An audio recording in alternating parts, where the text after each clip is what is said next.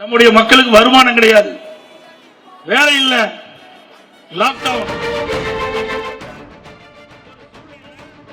அதிமுக அரசு ரேஷன் கடையில 11 மாதம் விலையில்லா அரிசி கொடுத்தோம், சக்கரை கொடுத்தோம், எண்ணெய் கொடுத்தோம். இந்தியாவிலேயே விலையில்லாம அனைத்து பொருளும் அதிமுக ஆட்சியில் தான் கொடுத்தோம். 11 மாசம் கொடுத்தோம். குடும்பத்துக்கு 1000 ரூபாய் பணம் கொடுத்தோம்.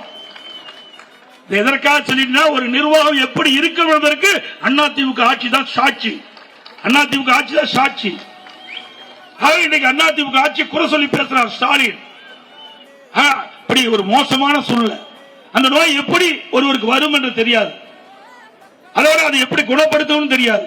அப்படிப்பட்ட காலகட்டத்தில் கூட நம்முடைய மருத்துவர்களை அழைத்து அவளை உற்சாகப்படுத்தி அவளுக்கு தேவையான உதவிகள் செய்கிறோம் என்று சொல்லி அவர்கள் அந்த கொரோனா வைரஸ் தொற்று ஏற்பட்டவர்களுக்கு உரிய முறையில் சிகிச்சை அளித்து குணமடை செய்து விலையில்லா உயிரை காப்பாற்றிய அரசாங்கம் அதிமுக அரசாங்கம். இன்னைக்கு மற்ற மாநிலத்தில் அப்படி இல்ல. ஏன் அமெரிக்காவில் கூட அப்படி கிடையாது, வளர்ந்த நாடுகள் கூட அப்படி கிடையாது. தமிழ்நாட்டில் தான் இந்த கொரோனா வைரஸ் தடுப்பதிலே முதல் மாநிலமாக இருந்த இந்தியாவிலே பாரத பிரதமர் இந்தியா முழுவதும் காணொலி காட்சியின் மூலமாக கொரோனா வைரஸ் தொற்று இருந்த பொழுது ஆலோசனை நடத்தினார். அப்பொழுது தமிழ்நாட்டில் ஆலோசனை நடத்தினார். எல்லா முதலமைச்சரும் காணொலி காட்சியில் இணைந்திருந்தாங்க. பிரைம் மினிஸ்டர் சொன்னாரு, இன்றைக்கு இந்தியாவிலேயே கொரோனா வைரஸ் அந்த நோயை கட்டுப்படுத்துவதிலே அதை சரியான முறையில் அணுகி அதை தடுக்கக்கூடிய ஆற்றல் படைத்த மாநிலம் தமிழ்நாடு என்று சொன்னார். மற்ற மாநிலம் தமிழ்நாட்டை பின்பற்றுங்கள். தமிழ்நாடு கொரோனா வைரஸ் தொற்றை கட்டுப்படுத்தக்கூடிய சூழ்நிலை சிறப்பாக இருக்கிறது அப்படின்னு பாராட்டு பெற்ற அரசாங்கம் அதிமுக அரசாங்கம். திரு ஸ்டாலின் அவர்களே, எங்களுடைய அரசாங்கமா இன்னைக்கு முடங்கி போயிருக்குன்னு சொல்றீங்க, எங்களுடைய ஆட்சியா இன்னைக்கு இருண்ட ஆட்சின்னு சொல்றீங்க. அதிமுக ஆட்சி வெளிச்சம் தந்த ஆட்சி மக்களுக்கு. அதோட அதிமுக ஆட்சியில் தான் நிறைய திட்டங்கள் நிறைவேற்றுகிறோம். ஏன்னா போற பக்கம் ஸ்டாலின் பேசுற அதிமுக ஆட்சியில் ஒன்னும் செய்யல ஒன்னும் செய்யல, நாங்க இதெல்லாம் செஞ்சோன்னு சொல்றோம்.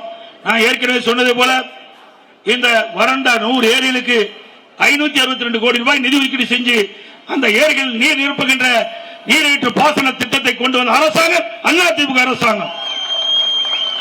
அதோட மேட்டூர்ல அங்க பாலம் 16 கண்ணுக்கு கீழே அந்த 16 கண் பாலம் பழுதடைஞ்சிருது, போக்குவரத்து செல்ல முடியாத ஒரு சூழ்நிலை. அதற்கு மாற்று பாலம் 26 கோடியில கட்டி கொடுத்தது அதிமுக ஆட்சியில்.